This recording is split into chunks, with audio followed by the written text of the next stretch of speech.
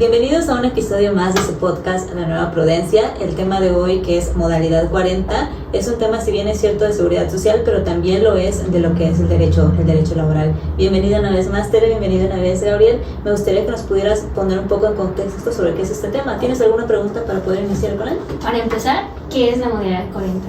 Muy bien, hola Tere, hola Katia, y qué placer poder estar de nueva cuenta con ustedes. Un tema que tiene una simbiosis tanto en la parte laboral, pero yo diría más en el derecho de la seguridad social.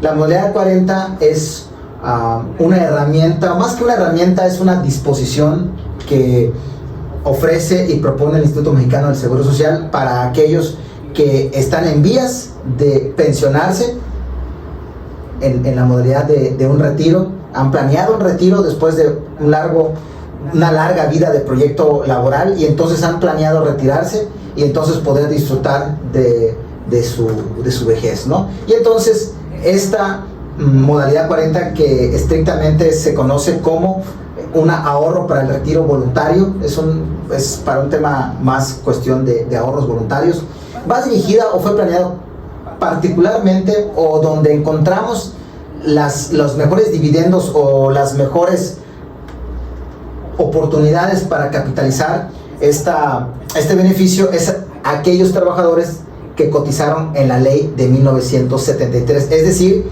que entraron a laborar antes de 1997. Ustedes recordarán que en 1997 hubo una reforma a la ley del IMSS donde inicia el tema de afores, y entonces empezamos a hablar de la generación de afores, pero antes de ello, todos aquellos que laboraron en la modalidad o en el régimen de 1973 se pueden ver beneficiados a través de la modalidad 40. ¿Qué es la modalidad 40? Es entonces la posibilidad que tiene todo trabajador que una vez que ha quedado desempleado, ojo, primer requisito es que esté desempleado, pueda entonces mejorar sus aportaciones que eventualmente daba el patrón, mejorarlas para que tenga una mejor pensión, una mejor cuantía de pensión al momento que él pueda decidir ya pensionarse, que puede ser a partir de los 60 años, que en el escenario idóneo debería ser hasta los 65, ya que de los 60 a los 65 años, a los 60 se recibe un 75% de lo que le correspondería de un 100%, y el 100% es hasta los 65 años, de tal manera que a los 61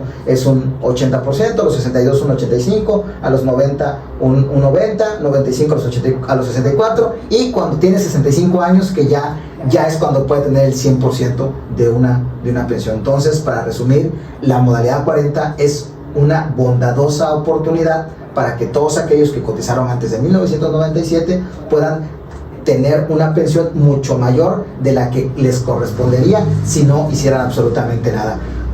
Comento que también tiene beneficios para aquellos que cotizaron o que cotizamos a partir de 1997, pero los beneficios realmente son mucho menores, ¿no?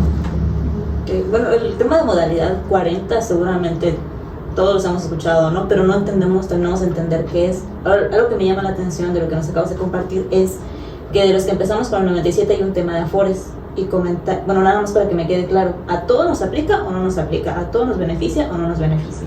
A todos nos beneficia, la modalidad 40 a todos beneficia, pero el beneficio va en proporción al régimen en el que se encuentra. Como yo mencioné, en la ley de 1997 es donde se encuentran mejores oportunidades para mejorar su pensión, y en el tema de la Afore también, pero el beneficio es menor. ¿Qué es el beneficio que tiene la generación Afore o aquellos que cotizaron después o han venido cotizando después de 1997? Que incentivas al fondo total del ahorro que se constituye. Recordemos que a partir de 1997, con la constitución de estas administradoras de fondos para el retiro, prácticamente el trabajador va a pensionarse con el monto, la cantidad que en sí haya ahorrado en su cuenta individual. Entonces, si tú por vía de modalidad 40 haces aportaciones voluntarias, por supuesto que vas a tener mayor dinero y vas a tener mayores prestaciones. Lo mismo en la ley de 1973, nada más que aquí sí se potencializa el monto. Aquí solamente digamos que es el ahorro que trae, por supuesto, ciertos dividendos, pero en esta no solamente es el ahorro, sino también se puede ver como una inversión donde tu dinero realmente crece porque recibe una serie de pues de bondades fiscales y contables que les ofrece el gobierno federal, donde prácticamente una persona que tiene una pensión de 6, 7 mil, 8 mil pesos, con esta modalidad 40 realmente sí es posible que se pueda cuatriplicar o hasta más, dependiendo su capacidad de poder inyectarle recursos, de tal manera que alguien puede llegar a tener incluso una pensión de 40, 50 mil pesos, pero todo dependerá de su capacidad de ahorro y de inyección. Es importante decir que está topado, y la propia dinámica de esta modalidad 40 establece un tope hasta en cuánto una persona puede ahorrar de manera voluntaria, y va en función a 25 unidades de medidas de actualización, 25 UMAS. Entonces se convierte el salario a un tope a 25 UMAS, y ese tope es hasta el monto total el que una persona puede ahorrar para que su pensión pueda crecer por esta vía de la modalidad 40, ¿no? Entiendo que todas estas pensiones parecen ser que nada más van a las generaciones anteriores que ya habían trabajado desde antes. ¿Qué alternativas o qué otras opciones nos quedan a las nuevas generaciones para invertir en un fondo de retiro? Bueno, es una muy buena pregunta, porque pareciera que la modalidad 40 solamente pensó en generaciones pasadas y no pensó, o por lo menos se limitó al momento de pensar en las generaciones futuras. Nosotros, por ejemplo, los tres que estamos aquí somos generación Afore, ¿no? ¿Qué recomendaciones o cómo mejor capitalizar? Bueno, primero, la primera recomendación que yo haría es verificar en dónde están tus ahorros, en qué Afore, y que tú puedas comparar qué Afore te da mejores rendimientos, y entonces tú tienes la portabilidad de tu cuenta individual de ahorro, y tú la puedes llevar a tal o cual Afore, dependiendo cuál a tu juicio y al asesoramiento que se te ha dado te oferta mejores rendimientos. Eso es lo primero. ¿Quién te ofrece mejores rendimientos? Lleva tu dinero ahí. Segundo, el ahorro voluntario lo incentiva el gobierno. Lo incentiva a que no es lo mismo las aportaciones normales a las aportaciones que de manera voluntaria tú das. Estas tienen un mejor y mayor rendimiento, pero además tiene otros beneficios fiscales que también pueden ser deducibles. Entonces yo sí invitaría a que, a la medida de la capacidad del ahorro de cada persona, pueda ahorrar de manera voluntaria. Y la otra recomendación que yo haría es que no demeriten las posibilidades de contratar un seguro de retiro de manera privada, de tal manera que tú puedes continuar con tu régimen, en el régimen obligatorio, con tus cotizaciones al IMSS o al ISSSTE, si fuese el caso que fueses un burócrata, y también no soslayar que existen instituciones privadas que ofrecen también estos productos y que también te traen un muy buen rendimiento.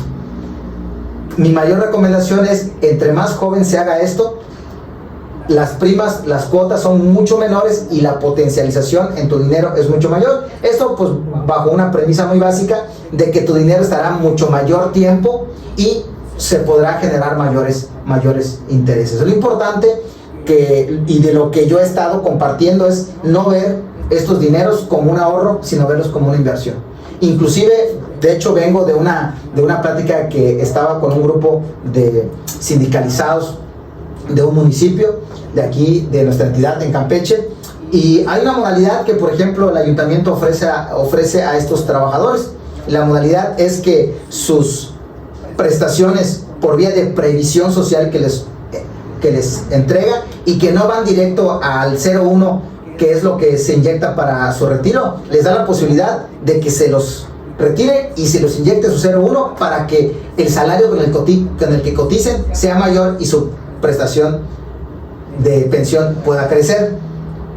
Qué oportunidad y qué beneficio. Ahora, las aristas de estos: primero, no hacerlo desde todo tu tiempo, porque recordemos que para modalidad 40 y para retiro se toman los últimos 250 cotizaciones, aproximadamente estamos hablando de 5 años. Entonces esto hay que hacerlo cuando ya tú hayas planeado que te retiras, te echas para atrás 5 años, y a partir de 5 años empiezas a hacer esto. A ver, En este caso de los trabajadores que yo menciono, por supuesto que al pasar estos fondos de previsión social pues están exentos de ISR. Al pasarlos tendrán que hacérseles sus deducciones, pero valdrá la pena porque mayor también será el beneficio, porque ahorita lo tienes tú en bruto, no te genera ningún tipo de impuesto, pero tampoco te genera nada para cuando te retires. Entonces, si tú ya estás a 5 años de retirarte y tal vez tus cargas impositivas más tu estilo de vida te permiten hacer este enroque, yo sí recomendaría pasar, siempre y cuando el patrón lo permita, todas las prestaciones por vía de previsión social, pasarlos al 01, que es con el salario que tienes dado de alta en el IMSS y que es el que se va a utilizar para recibir una pensión cuando decidas retirarte, ¿no? Muy interesante, hay muchas cosas que yo desconocía al respecto, no sé, y sin duda, sin importar la generación de que se trate, hay un tema de planificación del cual hay que hablar, ¿no? Y te agradezco por la perspectiva de inversión más que de ahorro. Sin más, me gustaría cerrar la cápsula con esto y nos vemos en el siguiente capítulo.